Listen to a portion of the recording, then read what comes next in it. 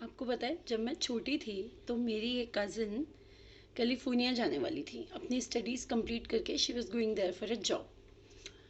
बड़ा ही मज़ेदार टाइम था वो। सब फैमिली के मेम्बर्स उनको कंग्रेचुलेट कर रहे थे क्योंकि उससे पहले, उनके जाने से पहले, एक गेट टुगेदर अरेंज की गई थी उनकी फैमिली की तरफ से। और सब उनको कंग्रेचुलेट कर रहे थे, उनके पेरेंट्स को कंग्रेचुलेट कर रहे थे।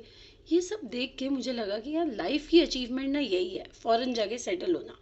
इतना कुछ सुनते थे, इंडिया में करप्शन बहुत है, इंडिया में पॉवर्टी है, इंडिया में टैलेंट नहीं है, यहाँ के लोगों को कदर नहीं है, यहाँ के जॉब्स में पैसे नहीं मिलते हैं, ब्ला ब्ला ब्ला। तो बस मैंने भी उस दिन ना अपनी लाइफ का मोटो यही बना लिया था कि फ़ॉरेन में जाना है। Hello, my name is doctor Gurpreet. अब मैं आपको आगे की स्टोरी ट्विस्ट के साथ बताती हूँ। क्या हुआ इस इंसिडेंस के बाद, कुछ दिन के बाद स्कूल में हमें एक टॉपिक दिया गया, ब्रेन ड्रेन। उस पे हमें एक आर्टिकल लिखना था। अब उसमें तो जी स्कूल में आके तो we are like very sincere kids, तो उसमें आके पेट्रोटिज्म पूरा फूक दिया उसमें कि ब्रेन ड्रेन तो बहुत बुरा है हमारे लिए, हमारा सारा टैलेंट जो है वो इंडिया का बाहर जाया जा रहा है, यहाँ की सर्विसेज अच्छी नहीं हो सकती, यहाँ पे कुछ अच्छा होगा ही नहीं अगर अच्छे टैलेंटेड लोग यहाँ पे नहीं होंगे तो मैंने सोचा कि व्हाट इज़ एग्जैक्टली करेक्ट, इन सब में क्या चीज़ ठीक है, जो ब्रेन ड्रेन के बारे में मैं लिख रही हूँ वो, या फिर जो मैंने अपनी कज़न के गेट टुगेदर पे फील किया था वो। दोनों की अपनी सक्सेस स्टोरी थी। मतलब वो चीज़ तो बहुत ही आउट ऑफ द वर्ल्ड हमारी फैमिली के लिए थी कि शी इज़ गोइंग अब्रॉड, और ये चीज़ लॉजिकली देखा जाए तो बहुत सही लग रही थी मुझे कि अगर सारा ही टैलेंट बाहर ही चला जाएगा तो बचेगा क्या इंडिया में। बस उस दिन सोचा कि will try to focus on this thing more rigorously, कि हमें क्या करना है मुझे लाइफ में, अपने बारे में कि मैं क्या करना चाहूँगी, मैं बाहर जाके सेटल हूँ या मैं यहाँ पे हूँ।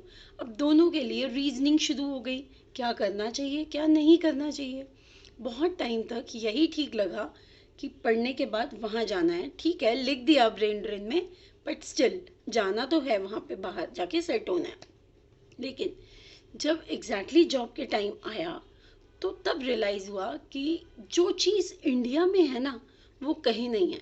ऐसी क्या चीज़ थी? इंडिया की यूनिकनेस उसकी डाइवर्सिटी में है, उसके कल्चर में है, उसकी वैल्यूज़ में है। जितनी डीप इंडिया की वैल्यू है, उतने ही हाई इंडिया के विंग्स हैं। फिर चाहे वो साइंस एंड टेक्नोलॉजी हो, मेडिसिन हो, या कोई भी और फील्ड हो, मैथमेटिक्स हो।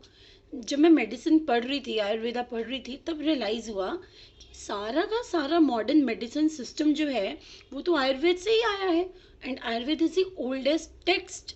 तो इसी में से सब कुछ अगर निकला है तो हमें बाहर जाने की क्या ज़रूरत है यार। Why not do your studies here, यहीं पे पढ़ो, यहीं पे काम करो, यहीं के लोगों को सर्विस करो, यहीं के लोगों को राइज करवाओ, इजंट इट।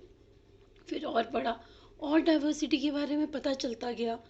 इंडिया में ने पिछले कई हजार सालों में किसी भी कंट्री को इन्वेड करने की कोशिश नहीं की।